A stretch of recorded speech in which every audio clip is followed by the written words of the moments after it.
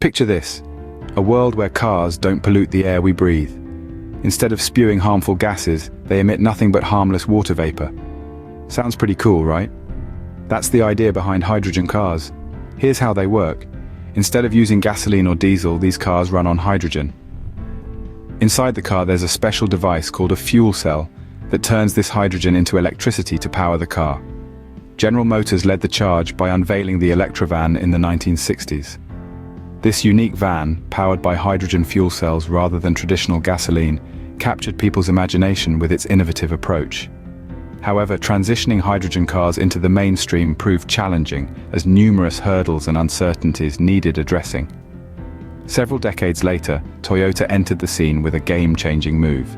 In 2014, they introduced the Mirai, a stylish vehicle running on hydrogen. This groundbreaking release sparked a new wave of interest in hydrogen cars. Following Toyota's lead, companies like Honda and Hyundai also joined the movement, each contributing their own twist to the evolving hydrogen car narrative. And the best part? The only thing that comes out of the car's tailpipe is water vapor, which is basically just steam, but there's a catch. Right now, there aren't many places to fill up a hydrogen car. You know how you can find a gas station on almost every corner? Well, it's not like that for hydrogen. Building more places to fill up hydrogen cars costs a lot of money, and it takes time. In the land of innovation and eco-friendly dreams, there's a common misconception floating around like a whisper in the wind. Many folks believe that they can simply fuel up their hydrogen cars with nothing more than a tap and a splash of water, which is not true. Let me paint you a picture. Imagine a world where hydrogen fuel magically springs forth from the humble tap in your kitchen. Oh, what a wondrous sight it would be. But alas, the reality is a bit more complex. You see, while hydrogen fuel is indeed made up of hydrogen atoms, hence the name, it's not as simple as turning on the faucet and filling her up. No, my friends. The process of creating hydrogen fuel is a bit more involved. In fact, most hydrogen fuel is produced through a process called steam reforming, where high-temperature steam reacts with natural gas to produce hydrogen gas. Alternatively, hydrogen can also be produced through electrolysis, a process where electricity is used to split water molecules into hydrogen and oxygen.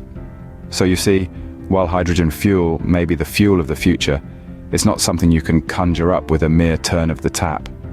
But fear not, dear friends, for as technology advances and innovation marches on, who knows what wonders the future may hold. Plus, these cars can be pretty expensive to buy. That's because producing them and the technology they use isn't cheap. But some people think that as more people start buying them, the price will go down. And then there's the competition. You see, there are other types of cars, like electric ones, that are also trying to be the future of transportation. These electric cars are getting better and cheaper all the time, and they already have places to charge up all over the place. So, why have battery-powered cars taken the lead? Well, it all boils down to one big factor: cost. Take the Toyota Mirai and Hyundai Nexo, for example. While they're impressive hydrogen-powered rides, they come with hefty price tags of around $50,000 and $60,000. Meanwhile, electric vehicles are becoming more affordable, thanks to the declining cost of lithium-ion batteries. Plus, with government incentives, making the switch to an EV can be easier on the wallet. But what about ownership costs?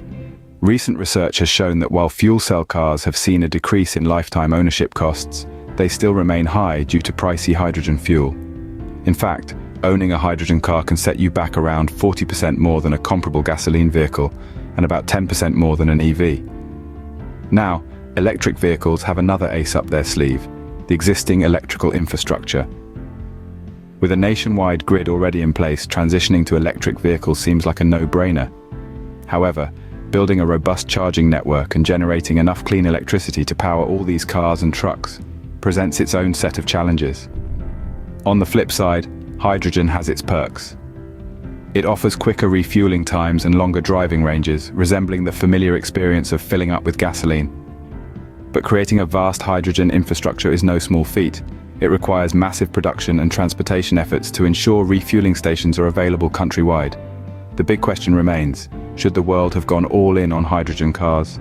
While electric vehicles hold promise in cutting carbon emissions, they're not entirely emission-free. There's still a carbon footprint associated with battery production and transportation. And let's not forget about hydrogen's issues. Most of it is currently derived from natural gas, producing CO2 as a byproduct. But fear not, neither electric vehicles nor hydrogen cars are down for the count. As battery prices continue to drop, the spotlight is shifting to heavy-duty vehicles. Here, hydrogen's long driving ranges could make it a contender. And if the nation invests in hydrogen refueling stations for trucks, it could benefit passenger vehicles too. So, are hydrogen cars going to be the cars of the future? It's hard to say. They're a cool idea, but they've got some big challenges to overcome first. So, which side are you on? Let me know your thoughts in the comments below, and don't forget to like and subscribe for more exciting discussions on the future of transportation. Thanks for watching, and I'll see you in the next one. Only time will tell if they'll be cruising down the road with us, or if they'll stay just a cool idea.